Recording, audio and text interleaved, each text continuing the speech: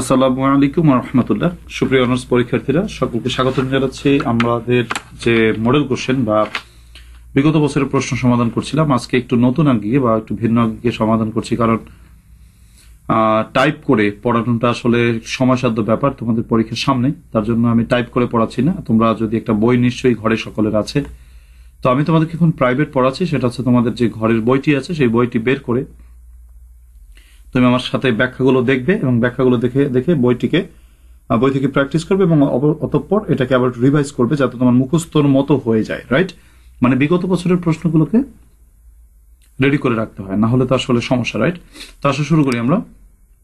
আমি আজকে আলোচনা করছি 2014 সালের প্রশ্ন, যেটা হচ্ছে তোমার 7 নভেম্বর 2011 সালে 2015 সালে সংগঠিত হয়েছিল।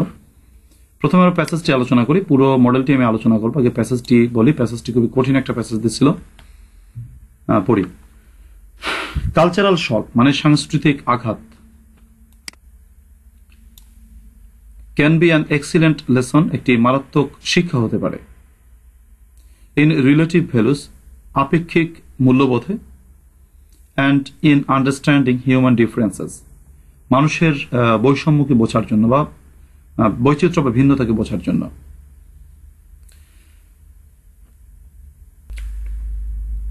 The reason cultural shock occurs, যে কারণে সাংস্কৃতিক শকটি ঘটে, is that, তা হলো we are not prepared, আমরা কিন্তু প্রস্তুত নয় for these differences, এই পার্থক্যের জন্য আমরা প্রস্তুত নয়। Because the way we are taught our culture, যেভাবে আমাদেরকে আমাদের সংস্কৃতি শেখানো হয়, we are all ethnocentric, আমরা সবাই আমাদের গোষ্ঠী ভিত্তিক বা গোষ্ঠী কেন্দ্রিক। This term comes from the Greek root ethnos, এই এথনোসেন্ট্রিক কথাটি মানে তোমার কি বলছে এখানে দেখো, গ্রিক রুট শব্দ, গ্রিক মূল শব্দ এথনোস থেকে এসেছে, মিনিং যার মানে হলো আ গ্রুপ অফ পিপল, একদল মানুষ। Das it refers to the fact that, তাই এটা বলতে বোঝায় যে আওয়ার আউটলুক, আমাদের দৃষ্টিভঙ্গি, ফর ওয়ার্ল্ড ভিউ অথবা পৃথিবীর প্রতি আমাদের দৃষ্টিভঙ্গি, is centred on our own way of life, আমাদের জীবনের নিজস্ব পদ্ধতির সাথেই কেন্দ্রীভূত।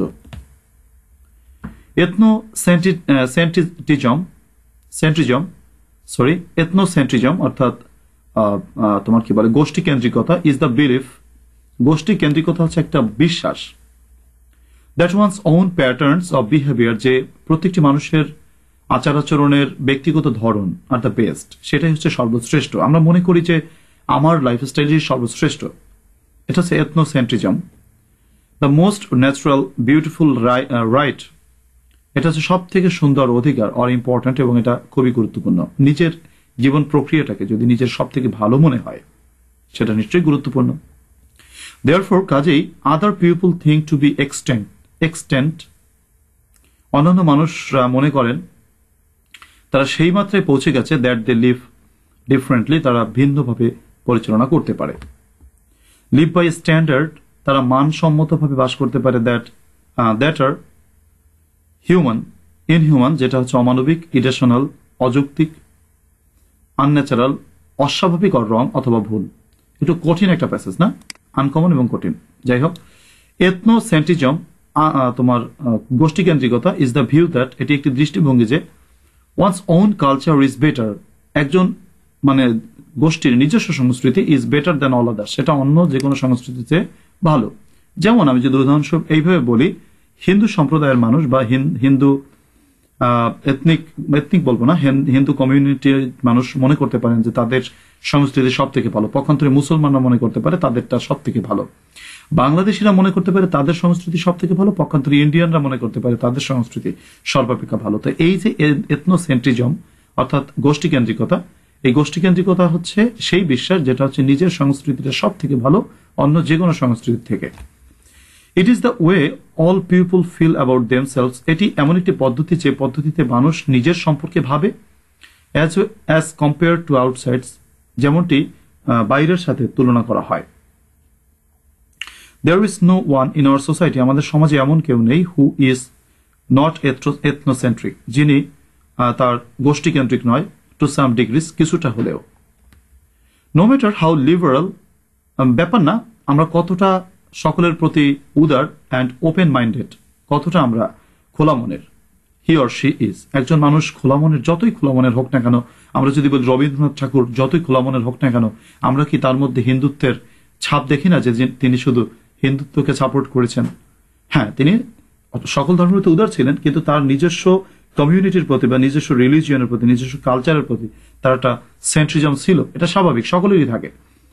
তো এটা নেগেটিভ কিছু না, এটা মানে আমরা পজিটিভ ভাবে দেখছি। People always find some aspects of another culture, সবসময় মানুষ অন্য সংস্কৃতির বিষয়গুলো দেখতে পায় ডিসটেস্টফুল, অর্থাৎ সেটা বিস্বাদ। But we should not be ashamed of it, কিন্তু আমাদের লজ্জা পাওয়া উচিত নয়। Because it is a natural outcome of growing up in any society, যে কোনো সমাজে বেড়ে ওঠার জন্য এটি একটি স্বাভাবিক ফলাফল। অর্থাৎ সমাজে বেঁচে থাকতে গেলে এই এথনোসেন্ট্রিজম বা গোষ্ঠীকেন্দ্রিকতা এটা খুবই স্বাভাবিক একটি ব্যাপার, এটা নিয়ে কোনো টেনশন করার ব্যাপার না। তাহলে মূল প্যাসেজটা আমরা আলোচনা করা হচ্ছে 14 সালে যে প্রশ্নটি দিয়েছে তা হচ্ছে এথনোসেন্ট্রিজম, অর্থাৎ গোষ্ঠীকেন্দ্রিকতা নিয়ে আলোচনা করা হয়েছে।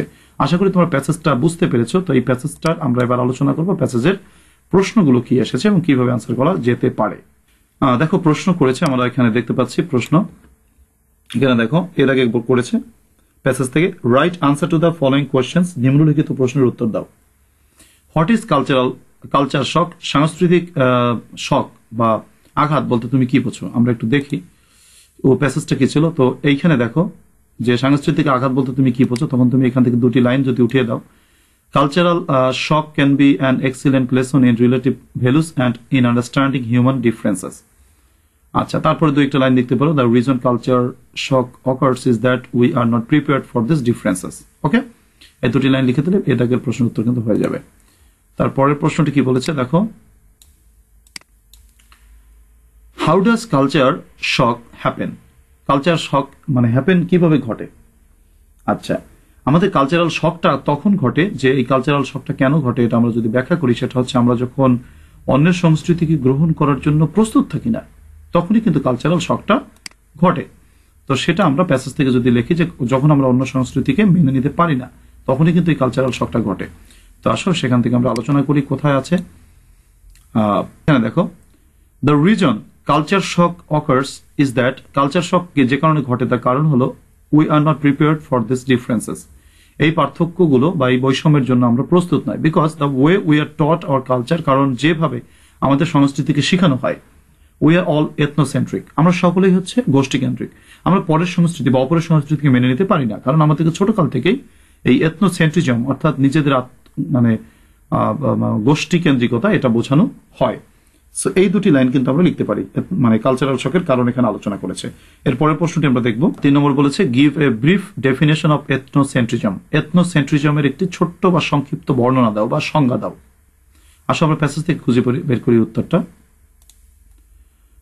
এইখানে দেখো, এইখানে হুবহু তোমার লেখাটা আছে উত্তরটা। Ethnocentrism is the view that one's own culture is better than all others. It is the way all people feel about themselves as compared to outsides. There is no one in our society who is not ethnocentric to some degree.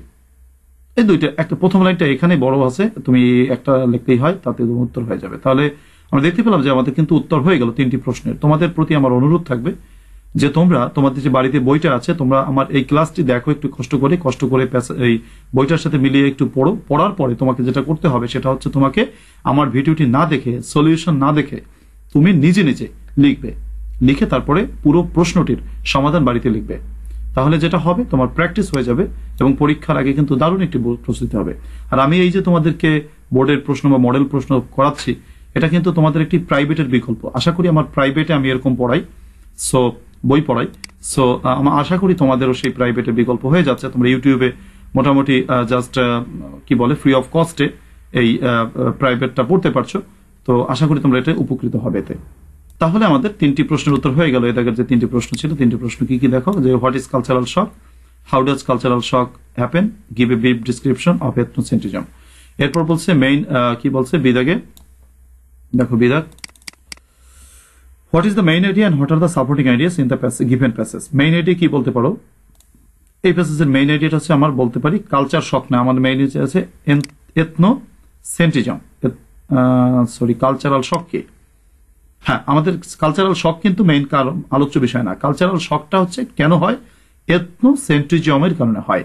অর্থাৎ মূল আলোচ্য বিষয়টা কিন্তু এথনোসেন্ট্রিজম, অর্থাৎ তোমার গোষ্ঠী কেন্দ্রিকতা। তো এই এথনোসেন্ট্রিজম হচ্ছে আমাদের মূল আইডিয়া। তুমি তার সাথে বলতে পারো যে কালচারাল শক অ্যান্ড এথনোসেন্ট্রিজম, এটা হচ্ছে তোমার মেইন আইডিয়া। এরপর তুমি এই দুই মেইন আইডিয়া সাপোর্ট করে এরকম দুটি লাইন লিখতে পারো। প্রথম লাইনটা লিখতে পারো, তারপরে মাঝখান থেকে ছোট একটা লাইন লিখতে পারো, ethnocentrism is the believe that, এটা লিখতে পারো। তারপরে তোমার মাঝখানে এখান থেকে there is no man in our society, এই লাইনটা লিখতে পারো এবং শেষ লাইনটা লিখতে পারো। আশা করি তোমার সাপোর্টিং আইডিয়া মেইন আইডিয়া লিখতে পারবে। তারপরের প্রশ্নটি কি বলেছে আমরা দেখি। আচ্ছা, write down the meaning of the following words in English and make your own sentences with them, any five. আচ্ছা, একটু বলি। এক্সিলেন্ট মানে চমৎকার। তো এক্সিলেন্টের ওয়ার্ড মিনিং তুমি বলতে পারো হচ্ছে ভেরি গুড, বা বলতে পারো সুপার, অথবা বলতে পারো গ্রেট। অকার শব্দের তো ঘটা, ঘটার সিনোনিম হচ্ছে হ্যাপেন। এথনোসেন্ট্রিক মানে হচ্ছে তোমার কি বলে গোষ্ঠী কেন্দ্রিক, যেটাকে বলতে পারো রেস বা কমিউনিটি। এক্সটেন্ট মানে মাত্রা, মাত্রার ইংরেজি বলবা হচ্ছে লাইন অফ লিমিট বা লিমিট। ইরেশনাল মানে হচ্ছে অযৌক্তিক, অযৌক্তিকের ইংলিশ বল মানে তোমার সিনোনিম বলবা হচ্ছে কি বলা যায় যে তোমার নট রেশনাল। লিবারাল মানে হচ্ছে তোমার যৌক্তিক বা খুবই স্বাভাবিক মাইন্ডেড, যেটা বলবা তুমি। লিবারাল বলতে পারো সিম্পল মাইন্ডেড বা প্লেন মাইন্ডেড। ওকে। ডিসটেস্টফুল অর্থাৎ যেটা কোনো স্বাদ নেই, সেটাকে বলতে পারো হেটফুল বা বলা যেতে পারে ডিসলাইকিং। হ্যাঁ, তাহলে রিভাইজ করো। এক্সিলেন্ট, একটু বলো আমার সাথে। এক্সিলেন্ট, ভেরি গুড, অকার, হ্যাপেন, এথনোসেন্ট্রিক, রেস আর আরএসসিই বা কমিউনিটি। এক্সটেন্ট মানে মাত্রা, ডিগ্রিও বলতে পারো, বা তুমি লাইন অফ লিমিট বলতে পারো। Irrational, not rational, liberal, open minded বা প্লেন মাইন্ডেড। আর ডিসটেস্টফুল মানে হচ্ছে তোমার বলতে পারো তোমার ডিসলাইকিং বা হেটফুল। তারপর বলছে write a summary of the passage. আশা করি সামারি তোমরা কিভাবে লেখো জানো। প্রথমে একটা শিরোনাম দেবা, শিরোনাম দেওয়ার পরে একবার দি প্যাসেজ ডিলস উইথ কি নিয়ে আলোচনা করেছে, তুমি মেইন আইডিয়া সাপোর্টিং আইডিয়া যা লেখছো ওইটা নিয়ে আলোচনা করছে, এবং মেইন আইডিয়া সাপোর্টিং আইডিয়া যে 4টি লাইন উঠিয়েছিলে সেই 4টি লাইন দিয়ে তুমি সামারি করবে। তোমাদেরকে আমি বিগত অর্থাৎ 2018-16 সালের প্রশ্নগুলো টাইপ করে সমাধান করেছিলাম, তো সেখানে তোমাদের দেখে নিয়েছো। যারা সেই ক্লাসগুলো করোনি তাদেরকে বলবো সেই ক্লাসগুলো করে তারপরে এই ভিডিওটি দেখো, তার সুবিধা হবে। 2 দাগের ব্যাখ্যা দিচ্ছি, তোমার correction. He insisted me to go there, তোমাদেরকে সূত্র পড়িয়েছিলাম। ইনসিস্টেড পর অন বসে, তারপর মির মাই হয়ে যাবে, তারপর মূল ভাবের সাথে আইএনজি, তাহলে মূল বাক্যটা হবে he insisted on my going there. The roads of Dhaka are better than Rajshahi, তাহলে এখানে পার্থক্য হচ্ছে দ্য রোডস অফ ঢাকার সাথে পার্থক্য হচ্ছে রাজশাহীর পার্থক্য। কথাটা ভুল, বলতে হবে ঢাকার রাস্তা ভালো রাজশাহীর রাস্তার থেকে। তার মানে the roads of Dhaka are better than those of Rajshahi.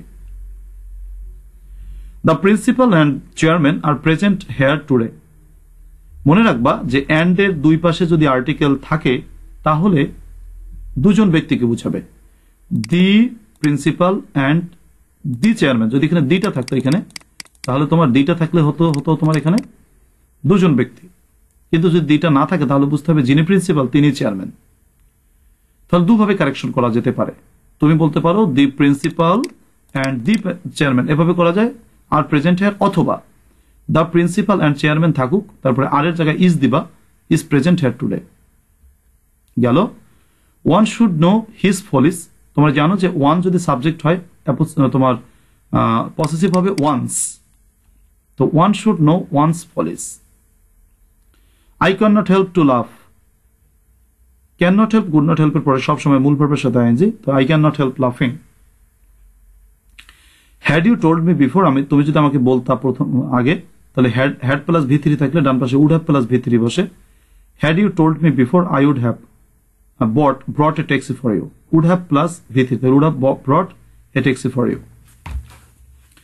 Ria prefers to sing than to dance, তাহলে প্রেফার থাকলে দুই পাশে আইএনজি বসে মাঝখানে টু বসে, তাহলে Riya prefers singing to dancing. Revise করি। He insisted me to go there, he insisted on my going there. The roads of Dhaka are better than Rajshahi, the roads of Dhaka are better than those of Rajshahi. The principal and chairman are present here, দুজন ব্যক্তি। The principal and the chairman are present here, অথবা the principal and chairman is present here today. One should know his police. One should know one's police. I cannot help to laugh. I cannot help laughing. Had you told me before, I would have brought a taxi for you. Ria prefers singing to dancing. তারপরে 2014 সালে দেখো slogan দিয়েছে creating awareness against child abuse. আমরা জানি child abuse শিশু নির্যাতন, এটা হচ্ছে তোমাদের আমার শীট রয়েছে, তোমরা জানো স্লোগান লেখার নিয়ম আমি আলোচনা করেছি, তো সেটা দেখে দেখে লিখবে। তারপরে বলছে suppose you are the principal of a college, ধরো তুমি একটা কলেজের principal. Now write a notice for the students, এবার ছাত্রছাত্রীদের নোটিশ লেখো to participate in the cultural week, সাংস্কৃতিক সপ্তাহে অংশগ্রহণ করতে, which is going to be held, যেটা আয়োজিত হবে ফ্রম 20 তারিখ থেকে 25 তারিখ অক্টোবরে। তোমাদের কিন্তু যে কোনো অনুষ্ঠান উদযাপনের ক্ষেত্রে আমি বলেছি কিভাবে লিখবা, তাহলে আশা করি এই নোটিশটা তোমরা লিখতে পারবা। তো বলেছে 3-এর যে কোনো একটা লিখতে, তো 2টার মধ্যে যে কোনো একটা তোমার যেটা পছন্দ সেটা লিখবা। 4 থেকে বলেছে write a paragraph on any one of the following topics, 3টি প্যারাগ্রাফ দিয়েছে, 3টির ভিতরে তোমার যেটা ভালো লাগে তুমি সেটা লিখবা। Mobile phone cards or blessings, তোমাদের যে সায়েন্টিফিক বিষয় রয়েছে সেটা দিয়ে মোবাইল ফোন লিখতে পারো। বাংলাদেশি কালচার, বাংলাদেশি সংস্কৃতি সম্পর্কে লিখতে পারো। স্টুডেন্টস অ্যান্ড পলিটিক্স, এই 3টির ভিতরে আমরা জানি এই মোবাইল ফোনটা আমাদের কাছে সহজ। 5 নম্বর বলছে application, write an application to the principal of your college for using multimedia in the classroom. এটা আমার শীটে রয়েছে, তোমরা শীট থেকে দেখে নেবে। আর তোমার আমি আলোচনাও করবো, ইনশাআল্লাহ অ্যান্সারও দিয়ে দেবো, চেষ্টা করবো। অথবা লেটার, অ্যাপ্লিকেশনের বিপরীতে লেটার আসে, write a letter to your friend living abroad about your favourite personality. তোমার প্রিয় ব্যক্তিত্ব সম্পর্কে লেখো, তুমি কাকে বেশি পছন্দ করো, তোমার কাছে কোন ব্যক্তি সব থেকে সেরা। তো এরপরে আসো কি বলেছে, এরপরের প্রশ্নটি হচ্ছে তোমার এসে লেখা। Write an essay on any one of the following, নিচে যে কোনোটির উপর একটি এসে লেখো। 3টা দিচ্ছে, দেখো কোনটা লিখবা। ফ্রিডম অফ প্রেস, আচ্ছা সংবাদ মাধ্যমের স্বাধীনতা। The present condition of rivers in Bangladesh, বাংলাদেশের নদীর বর্তমান অবস্থা। আর হচ্ছে কালচারাল অ্যাজাল্ট, সাংস্কৃতিক আগ্রাসন। তুমি সমস্যা বিষয়ক দিয়ে এটা মোটামুটি লিখতে পারো, সাংস্কৃতিক আগ্রাসন। আচ্ছা এরপর আসো 7 নম্বর গ্রামার। মানে আমাদের ঝামেলাটা কি জানো তো, অনার্সের প্রশ্ন হচ্ছে দেখো এইখানে হচ্ছে তোমার প্যাসেজের প্রশ্ন এখানে শেষ করছে, ফাইন। এরপরে কিন্তু গ্রামার দিতে পারতো সব, কিন্তু গ্রামার না দিয়ে মাঝখানে রাইটিং ঢুকাইছে, এরপরে মাঝখানে রাইটিং ঢুকাই আবার গ্রামার দিছে। এই একটা ঝামেলা অনার্সের প্রশ্নের, তোমরা দেখবা। সো এক্ষেত্রে তোমাকে যেটা করতে হবে, তুমি যেটা করতে পারো সেটা হচ্ছে তুমি প্যাসেজ সাইডের অ্যান্সার আগে করতে পারো, তারপর রাইটিং সাইডের অ্যান্সার পরে করতে পারো, তারপরে প্রথমে প্যাসেজ, তারপরে গ্রামার, তারপর রাইটিং। এটা করলে তোমার ব্যালেন্স হবে। আর যদি প্রশ্নের ধারাবাহিকতা রেখে করতে পারো তাহলে খুব ভালো হয়, যিনি খাতা দেখেন তার পক্ষে অনেক সুবিধা হয়। এনিওয়ে এরপর আসে 7 নম্বর, আমাদের রিয়ারেন্সের অ্যান্সারটা করছি। তোমরা বইয়ের সাথে একটু আমার পড়াটা মিলিয়ে নাও যাতে তোমরা বুঝতে পারো পরবর্তীতে পড়ার সময়। আচ্ছা কি বলছে দেখো, কেউ জীবনে উন্নতি করতে পারে না পরিশ্রম ছাড়া। তাহলে বলবে প্রথমে নো ওয়ান, কোন ব্যক্তি, ক্যান নট লাগবে একটা, আচ্ছা ক্যান আছে না, তাহলে নো আছে, আচ্ছা no one can shine in life, কেউ জীবন উন্নতি করতে পারে না উইদাউট ওয়ার্কিং ইন লাইফ। লিখতে 2 বার বললাম, আবার বলি, no one can shine in life without working.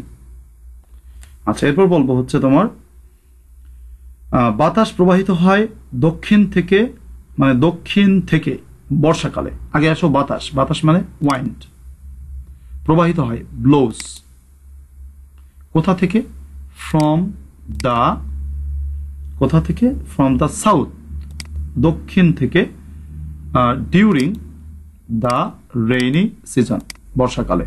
হলো।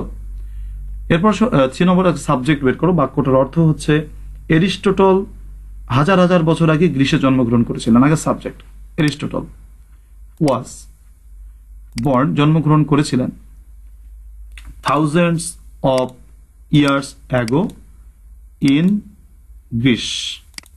ওকে, তারপরে 7 নম্বর পরবর্তী অংশে যাই আমরা। আচ্ছা ডি নম্বর দেখো, এখানে আমি একটু বড় করি। আচ্ছা মিথ্যা বলা মহাপাপ, তাহলে to tell a lie is a great sin. আচ্ছা তারপর হচ্ছে বাংলাদেশ দক্ষিণ এশিয়ার মধ্যে অবস্থিত, তাহলে আগে subject Bangladesh is in the কি বলে south east Asia, in the কি বলছে ও সরি ভুল বলছি, Bangladesh is in the south east of Asia হয়ে গেল। তারপর বলছে হচ্ছে বাংলা পাট হচ্ছে বাংলাদেশের অর্থকরী ফসল, তাহলে পাট subject Bangla jute is the main cash crops of Bangladesh. তারপরটা হচ্ছে একটি বাক্য তোমাদেরকে কমপ্লিটিং সেন্টেন্সের সময় বা শূন্যস্থান পূরণের সময় বলছিলাম, sweet are the uses of adversity, দুঃখের প্রয়োজনীয়তা মধুর। এরপর 8 নম্বরে তোমার কি বলেছে, 8 নম্বর হচ্ছে তোমার ডব্লিউএস কোশ্চেন, দেখো পারো কিনা। Barishal is famous for rice and rivers, Barishal ধান এবং নদীতে বিখ্যাত। বলে না যে কি জানো, ধান নদী খাল না কি জানো, ধান নদী খাল এই তিনে বরিশাল, এরকম একটা কথা আছে না কি জানো। তাহলে তোমার এখানে তোমার বাদ যাবে হচ্ছে কি, তোমার এখানে ওই রাইস অ্যান্ড রিভার্স এটা বাদ দিবা।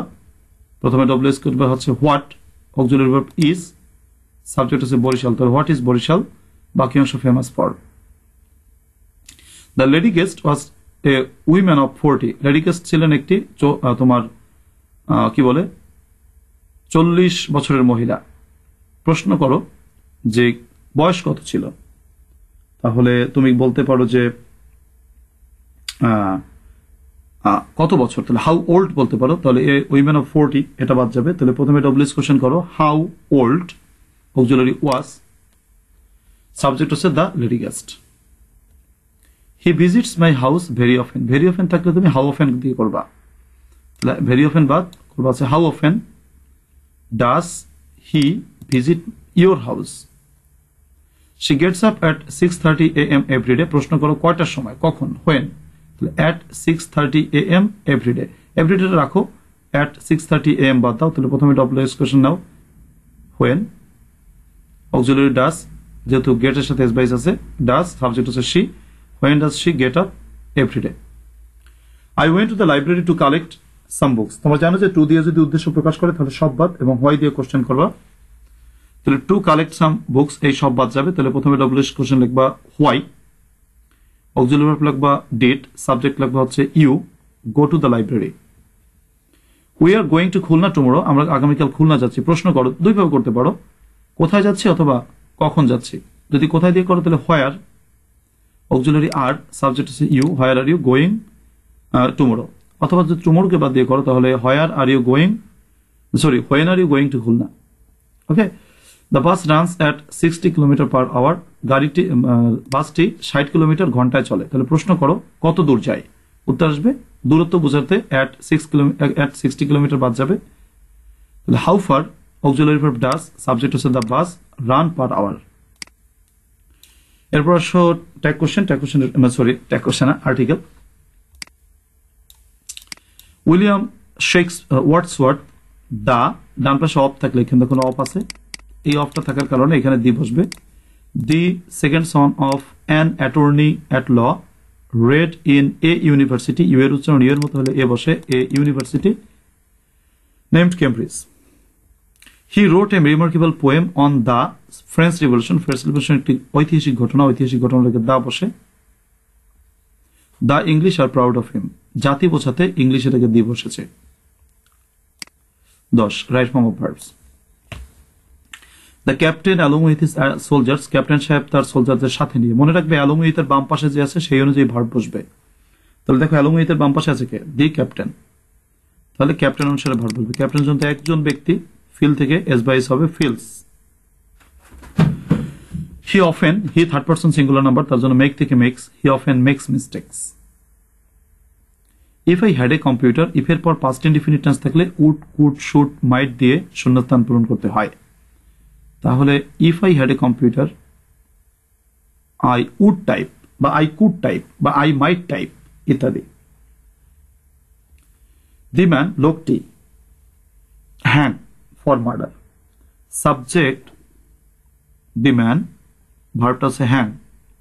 লোকটি ফাঁসি দিয়েছিল নাকি লোকটিকে ফাঁসি দেয়া হয়েছিল, কথা আসবে লোকটিকে ফাঁসি দেওয়া হয়েছিল। তোমার সূত্র জানো, এটা হচ্ছে আমার সূত্রের 13 নম্বর সূত্র আমার শীটের, যে প্যাসিভ ভয়েস বোঝাতে শূন্যস্থানের বাম পাশে এমিজার ওয়াজার ব্র্যাকেটের ভার্বের 3 নম্বর।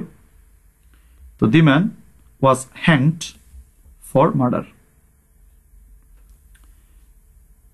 দি এজেন্ডা একটি ব্যতিক্রম ধরনের নাউন, যেটা হচ্ছে প্লুরাল, এস বাই এস না থাকলেও প্লুরাল। তার জন্য এজেন্ডা মানে আলোচ্য বিষয়গুলো, তাহলে আমাদেরকে এখানে বসাতে হবে আর অথবা ওয়ার, তুমি যা বলো। প্রেজেন্ট টেন্স বুঝলে আর পাস্ট টেন্স বুঝলে were. The agenda were carefully set. The Arabian nights s থাকলেও এটা একটা সিঙ্গুলার, যেহেতু একটা বইয়ের নাম। The Arabian nights is my favourite book. It is item, সূত্র মোতাবেক আমি পড়িয়েছিলাম যে it is item it is টাইমের পরে ভি2 বসে, তাহলে সার্ভ থেকে সার্ভড। 11 নম্বর পাংচুয়েশন অ্যান্ড ক্যাপিটালাইজেশন। তোমরা সবাই দেখি পারি কিনা আমরা। দি ওল্ড ম্যান সাইড বৃদ্ধ লোকটি বলল, কমা ইনভার্টেড কমা, সি বড় হাতের, can you give me some food, আপনি আমাকে কিছু খাবার দিতে পারবেন, প্রশ্নবোধক চিহ্ন। আই বড় হাতের, আমার সিটে কিন্তু এটা ছিল, আমি কিন্তু আলোচনা করেছিলাম, দেখবা তোমরা সাজেশন ক্লাস এটা, তো প্রশ্নবোধক চিহ্ন।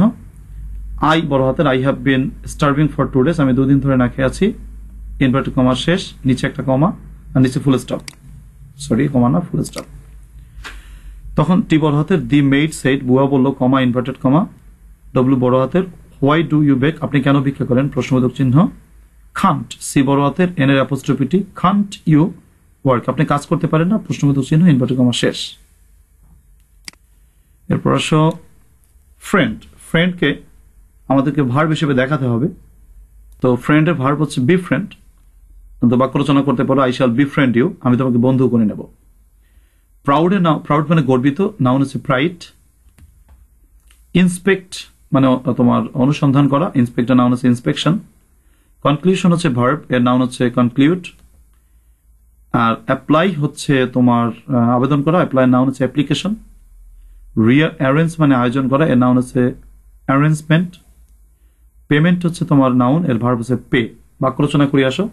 ফ্রেন্ড থেকে be friend, I shall be friend you. Proud থেকে প্রাইড, যেমন Mustafizur Rahman is our pride, right? বা Bangladesh cricket team is our pride, our national flag is our pride. Inspect থেকে ইন্সপেকশন, যেমন the police is in the inspection of this matter. Conclusion, তো conclude, let us conclude the discussion, চলো আমরা আলোচনাটিকে উপসংহার টানি। Apply থেকে অ্যাপ্লিকেশন, যেমন the principal granted our application. Arrange থেকে অ্যারেঞ্জমেন্ট, যেমন কি বলা যায় যে the arrangement was very fine. Payment থেকে পে, যেমন উই পেইড দ্য বিল, আমরা বিলটাকে পে করেছিলাম। এবার অ্যান্টোনিম আসো। রিবাক শব্দ অর্থ তিরস্কার করা, লিখতে পারো তিরস্কার করা। বিপরীত হচ্ছে প্রশংসা করা, তাহলে প্রেইজ বলতে পারো। আচ্ছা, রিবাকের বিপরীত প্রেইজ। ইগনোরেন্ট মানে অজ্ঞ, না জানা, তাহলে বিপরীত হচ্ছে জানা, তাহলে তুমি বলতে পারো যে নোন, কি বলে নোন বলা যাবে না। ইগনোরেন্ট মানে হচ্ছে তোমার অজ্ঞ, যিনি জানেন না, তাহলে বলতে পারো তুমি ওয়াইস, জ্ঞানী। পটেন্ট শব্দের অর্থ হচ্ছে তোমার কি বলা যায় যে তোমার ক্ষমতাশীল, মানে ক্ষমতাধারী, যার ক্ষমতা রয়েছে, পটেন্ট। আর এর বিপরীত হচ্ছে ইম্পর্টেন্ট। একটা বিষয় মনে রাখো যে পি যুক্ত শব্দকে যদি বিপরীত করতে হয় তাহলে আই এম দিয়ে করবা, যেমন পসিবল, ইম্পসিবল, তারপর patient, impatient, punctual, impunctual, potent, important ইত্যাদি। তারপর রিফিল মানে প্রকাশ করা, কনসিল মানে লুকিয়ে রাখা বা হাইড মানে লুকিয়ে রাখা, নোবেল মানে মহৎ, ইগনোবেল মানে অমহৎ, কনফাইন মানে বন্দী করে রাখা, ফ্রি মানে স্বাধীন করে দেওয়া, রিলিজিয়াস ধর্মীয়, তাহলে তুমি আর যুক্ত শব্দকে বিপরীত করতে একটা আইআর দিবা, যেমন regular, irregular, religious, irreligious, rational, irrational ইত্যাদি।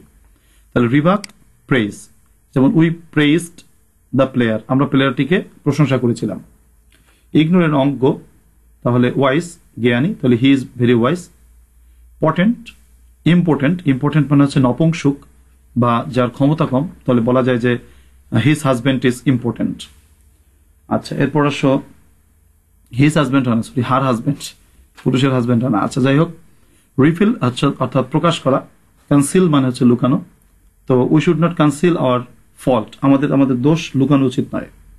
নোবেল মানে মহৎ, ইগনোবেল মানে অমহৎ, বলা যায় যে mister X is an ignoble person. Confine মানে বন্দী করা, ফ্রি মানে স্বাধীন করে দেওয়া, রিলিজিয়াস ধর্মীয়, ইরিলিজিয়াস মানে অধর্মীয়। সো এটা ফ্রি দিয়ে বাক্য রচনা করি যে we should free our slaves, আমাদের দাসদেরকে মুক্ত করে দেওয়া উচিত। রিলিজিয়াস মানে ইরিলিজিয়াস, যেমন হি ডাজ ইরিলিজিয়াস অ্যাক্টিভিটিস, সে অধর্মীয় কাজগুলো করে।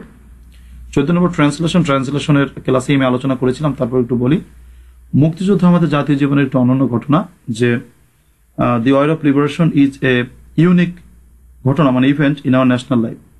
বাংলার অকুতোভয় সন্তানেরা নিজেদের জীবন উৎসর্গ করে দেশকে স্বাধীন করেছে। বাংলার অকুতোভয় সন্তানেরা, তাহলে the undaunted sons of Bangla মানে of Bengal have freed or liberated the country, দেশকে স্বাধীন করেছে এট দ্য তোমার কি বলে cost of their own life, নিজেদের জীবন উৎসর্গ করে। মুক্তিযোদ্ধারা আমাদের গর্ব, তাহলে freedom fighters are our pride. তাদের স্মৃতি ইতিহাসে অমর হয়ে থাকবে, তাদের স্মৃতি their memory will remain immortal, থাকবে অমর হয়ে ইতিহাসে, ইন হিস্টোরি। তাদের প্রতি সম্মান প্রদর্শন করা আমাদের নৈতিক দায়িত্ব, তাহলে ইট ইজ আওয়ার নৈতিক দায়িত্ব মানে moral obligation or duty to show respect to them. এ হচ্ছে আমাদের মোটামুটি 2014 সালের প্রশ্ন সমাধান। তোমাদের কেমন লাগলো? আমার এই ভিডিওতে যদি কোনো পরামর্শ প্রয়োজন হয়, তোমরা আমাকে পরামর্শ দিবে যে স্যার এইভাবে না করে ওইভাবে করা ভালো, সো আমাকে একটু জানিয়ে দিও।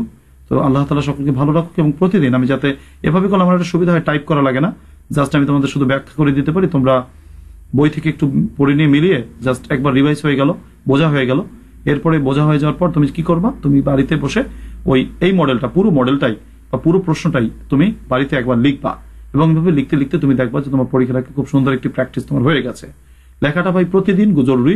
তোমরা অনেকে লেখো না, এইটা ঠিক না, মোটেও ঠিক না। লিখতে হবে, পাস করতে হলে লিখতে হবে, অনার্সে পাস করতে হলে লিখতে হবে। আমার অভিজ্ঞতার আলোকে বলে যারা ওভার কনফিডেন্ট তারাই কিন্তু তাদের কপাল খারাপ হয়, 2-3 বার পরীক্ষা দেওয়া লাগে। তো আমি তোমাদেরকে বলবো অবশ্যই তোমরা কনফিডেন্ট হও, কিন্তু ওভার কনফিডেন্ট না হয়ে জাস্ট লেখাপড়া করো। তো আল্লাহ তাআলা সকলকে কামিয়াব করুক। আল্লাহ হাফেজ।